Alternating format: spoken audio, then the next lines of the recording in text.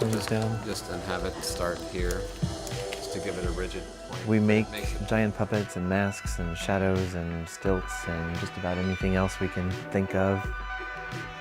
Puppeteering as a job is really great. I love getting messy and working with lots of people. I think there's something about working together with their hands that for some reason nowadays is a fairly novel feeling. Nice. Go for it. We're good. I was real excited when I first heard from Greenpeace. For me, it is kind of a perfect alignment of what I'm passionate about when it comes to what I want to do with my art. So just plan-wise, Jan, let's talk. Greenpeace asked us to give them ideas about what we could create in terms of some sort of a creature or being that would represent the trash in the oceans. So to create a monster, we said, well, let's have one with a giant mouth that just has always wanted to eat, but then is also regurgitating this plastic. Nice. At least the burp. We made it sort of have some elements to it that would remind whoever sees it that it kind of came from the ocean. So it has almost a bit of an anglerfish kind of feel to the mouth and big bulging eyes like a deep sea creature of some kind. I think of it as hungry, but at the same time, it can't keep anything down, so it has like a continual sickness. So it's a really pitiable kind of creature.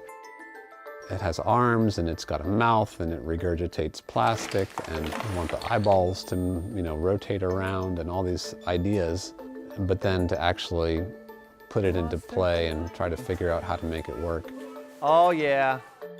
I mean, there's always engineering challenges in a lot of what we build. We try things out if it's a new puppet, which this puppet has never been made before. So each one has its own unique set of challenges.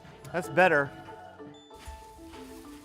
I like transforming everyday objects that we just sort of overlook, that's so simple to not think about. Straws, just kind of taking some of those and transforming them into things that remind us of the natural world. There's just something about that that is like a sweet spot for me.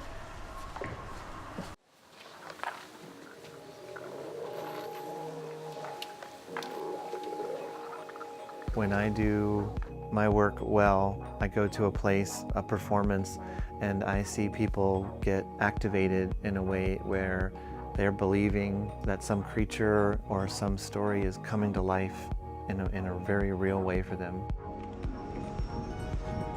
I always feel like every corporation should have to deal with all the stuff that they create.